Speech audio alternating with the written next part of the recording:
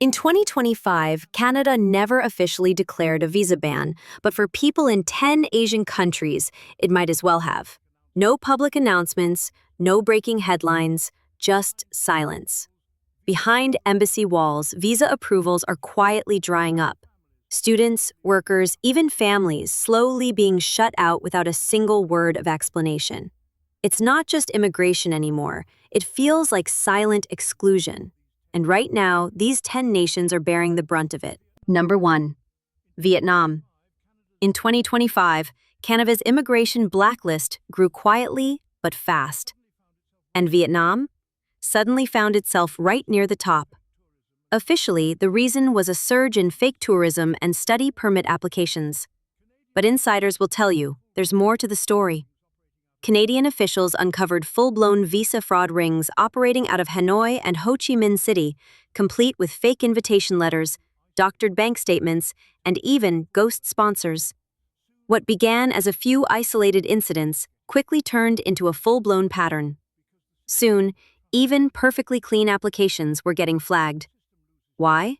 Because the system stopped trusting anything coming from Vietnam, and when the system loses trust, it shuts down. But here's the thing, it didn't just shut out the fraudsters. Legitimate students, families, tech workers, tourists, they all got caught in the same crackdown.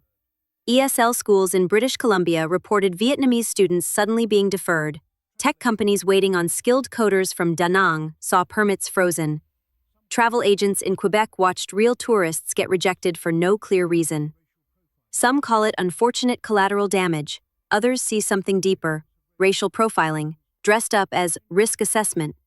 Vietnamese officials have raised quiet concerns, but behind closed doors, Canada isn't blinking. What we're seeing is a new zero-tolerance policy taking shape, one that hits hardest in countries where fraud and volume collide. Number 2. Pakistan.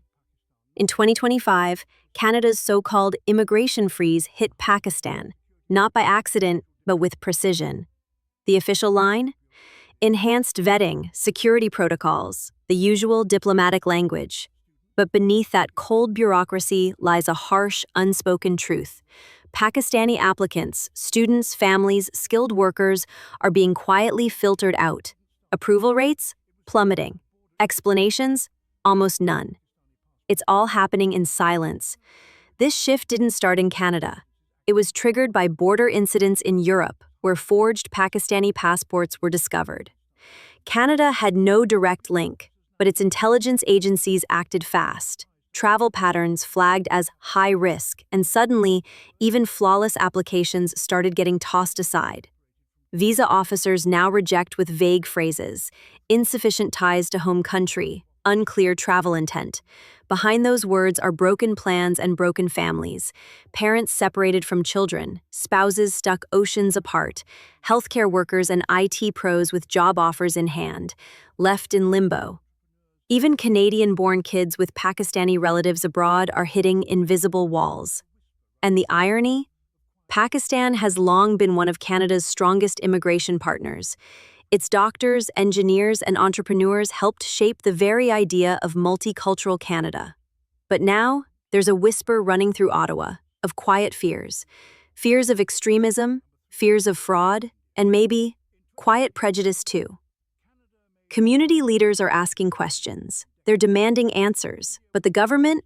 Silent. No bans, no statements, just a closed door with no notice. Number 3. India. In 2025, Canada made one of its boldest immigration moves in decades, and India was the first to feel the shockwaves. What started as quiet whispers about document fraud suddenly exploded into something much bigger. Almost overnight, Canadian authorities hit pause on most new visa approvals for Indian nationals. The reason? A spike in fake educational credentials and growing concerns that the student visa system was being exploited. But here's the thing, the timing? It speaks volumes. This didn't happen in a vacuum. It came just months after a major diplomatic crisis between the two countries. Remember the assassination of a Sikh activist on Canadian soil? Ottawa directly pointed fingers at Indian intelligence. That accusation lit a fire. Embassy staff were expelled, consular ties crumbled, and trust between the two governments vanished. Soon after, visa processing slowed to a crawl, and then, for many, stopped altogether. But it's not just about politics. Canada's education sector, once a top destination for Indian students, was bursting at the seams. Private colleges in Ontario and BC had taken in thousands, often without enough oversight. Some students ended up working full-time jobs just to survive, many never even attending class. Institutions cashed in while the system quietly fractured. Now, Canada's slamming on the brakes. Officials say it's about protecting education standards and restoring integrity. But for Indian families, it feels like mass punishment. Visa rejections have spiked. Family reunification cases are sitting untouched. Even highly skilled tech professionals, people with job offers and clear qualifications, are being left in the dark, stuck in endless delays. This isn't just a policy shift. For many, it's personal and it's painful. Number 4. The Philippines. In 2025, Canada made a decision that rippled across Filipino communities around the world. A quiet, sudden halt to thousands of these applications. Caregivers, students, seasonal workers, people who had built their hopes, futures, and families around the Canadian dream were suddenly left waiting, or outright denied. For years, Filipinos have been the backbone of Canada's long-term care system. They've taken on the hardest jobs, caring for the elderly, filling labor gaps no one else would. They helped keep entire industries running. But behind that success story, there was a hidden layer: systemic exploitation, abusive immigration loopholes, and rising pressure to rein things in. Then came the tipping point. A wave of visa overstays combined with headline-making investigations into shady labor brokers. These brokers promised jobs and legal papers, but delivered debt, false hope, and silence. In provinces like Alberta and Manitoba, journalists uncovered schemes charging desperate applicants thousands of dollars, only to leave them unemployed, undocumented, and trapped. Canada's response: a quiet crackdown.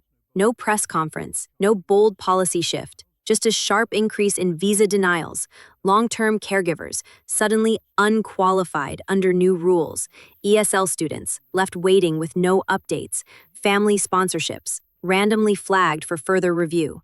And here's what hits hardest. Filipino community leaders say it feels calculated, targeted.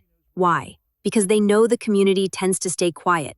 Filipinos work hard. They keep their heads down. They rarely protest or push back. And Canada? It counts on that silence. This isn't just a policy change.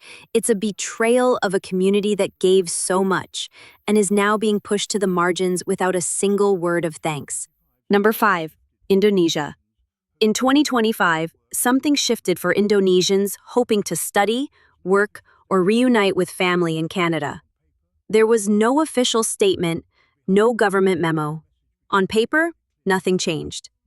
But behind closed doors, the message became painfully clear. Not now, not anymore.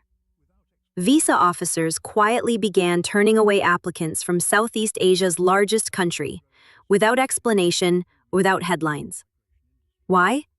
It all traces back to a growing distrust of Indonesia's booming education migration industry.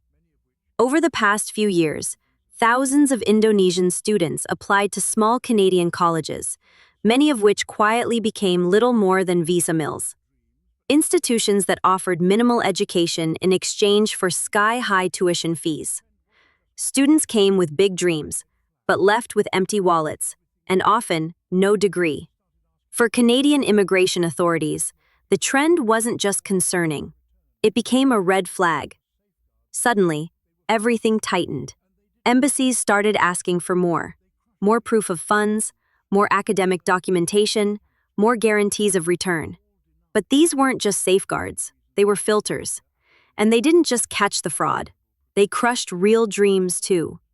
Aspiring nurses, skilled mechanics, promising programmers, all denied, often for vague reasons like unclear academic intent or questionable progression. And the worst part? It hit the working class the hardest. Wealthy applicants still found loopholes, alternatives, back doors. But middle-class families, those who sold land, took out loans, gave everything for a shot at Canada, were left stranded. There was no announcement, No ban, just a cold, quiet message between the lines. The risk isn't worth the paperwork. Number 6. Sri Lanka. In 2025, Sri Lankans applying for Canadian visas found themselves caught in something they couldn't even see: a silent diplomatic standoff. No headlines, no breaking news, just a quiet freeze they didn't know they were walking into. It started subtly. Applications that once sailed through were suddenly rejected. No explanations. Embassy interviews grew colder, processing times dragged on for months. But behind the scenes, the concern wasn't about Sri Lankans themselves. It was about their country's unraveling stability. Sri Lanka has spent the last few years staggering through one crisis after another: a collapsing currency, widespread protests, power blackouts, food shortages. From Ottawa's perspective, it all adds up to risk, especially when it comes to immigration control. Now, Canadian officials quietly label Sri Lanka as a high overstayer risk, and that label carries weight.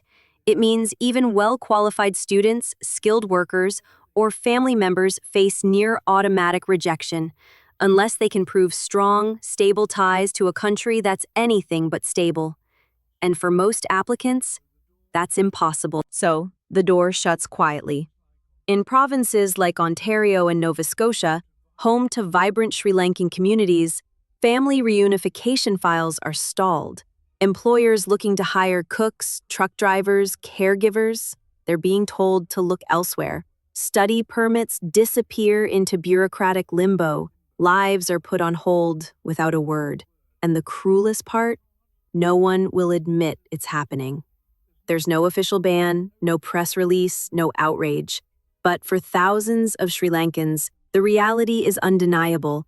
Their futures in Canada have been quietly frozen. Number 7. Bangladesh.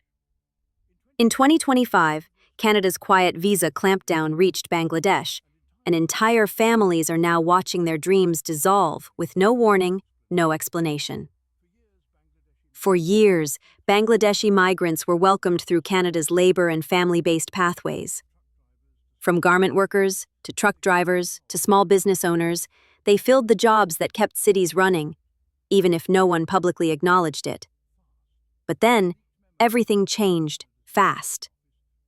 A leaked memo from inside Canada's immigration office revealed a spike in Bangladeshi applicants overstaying their visas.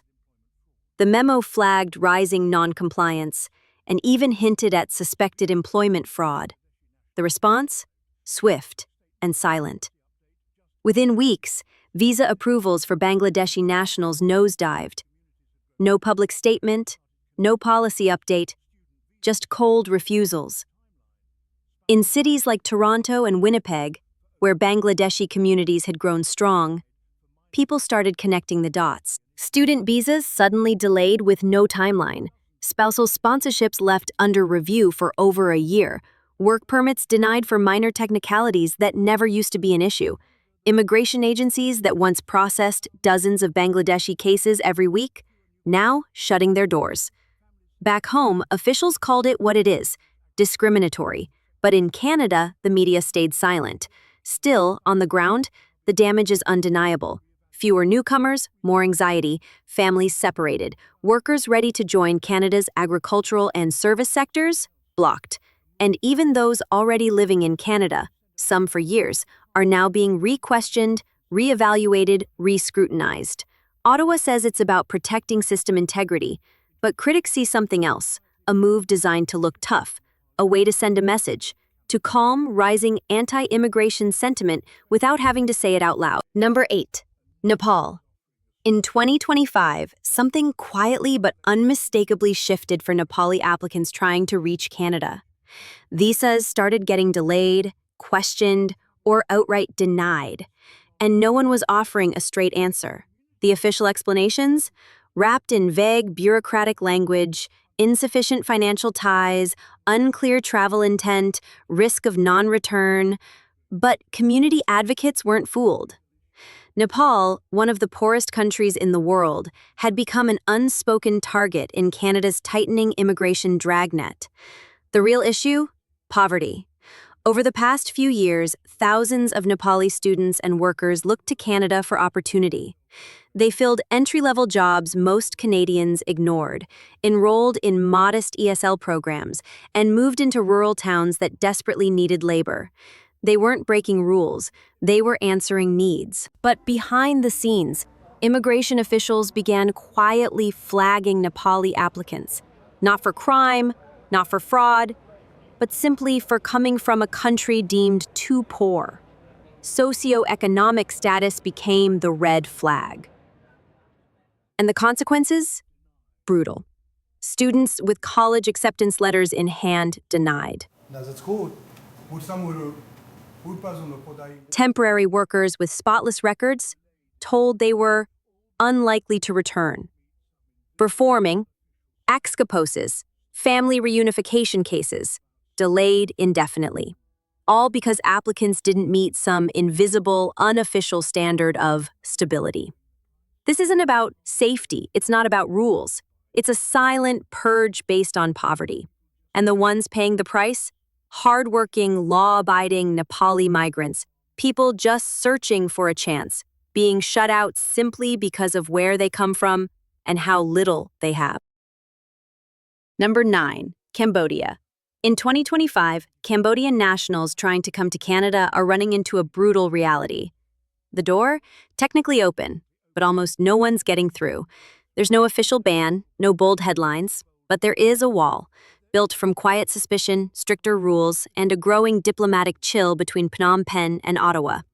It all started after Cambodia's highly controversial elections, when Canada responded by sanctioning top Cambodian officials over corruption and human rights abuses. The backlash was swift. Cambodian leaders lashed out, accusing Canada of imperialist interference. And just like that, the diplomatic temperature dropped to freezing. The first to feel it? Everyday people. Tourist visas are now under absurd levels of scrutiny. Student visas? Delayed indefinitely for additional checks. Business travel? Labeled non-essential and shelved. Entire Cambodian-Canadian families have been left in limbo, waiting over a year just to bring relatives over for weddings, funerals, even urgent family matters. Most never get a reply.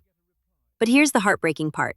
This isn't punishing politicians, it's punishing workers, students, and children. Ordinary people caught in the crossfire. Young Cambodians, desperate for a shot at education and a better life in Canada, are being quietly blocked. Legal farm workers, already recruited by Canadian employers, are now flagged as too risky. Even Buddhist monks, invited to peaceful community events, are having visitor visas denied with zero explanation. This isn't diploma. Number 10, Myanmar. In 2025, applying for a Canadian visa from Myanmar feels like shouting into a void. No response, no clarity, no hope. Since the military coup and the violent crackdowns that followed, Myanmar has spiraled into a full-blown humanitarian crisis. Thousands have tried to escape, searching not just for asylum, but for survival, for any future beyond repression. And while Canada has spoken publicly about human rights and global responsibility, behind the scenes, it's a different story. The gates have quietly slammed shut. Officially, Ottawa blames unstable conditions on the ground. But in truth, this is a calculated retreat. Consular services in Yangon were suspended indefinitely after security threats. Refugee processing has slowed to a near standstill. Family sponsorships from inside Canada now linger under review for months, sometimes years. Even those with deep, legitimate ties to Canada, students, skilled workers, church members, are getting denied with chilling phrases like risk of absconding or unverifiable background.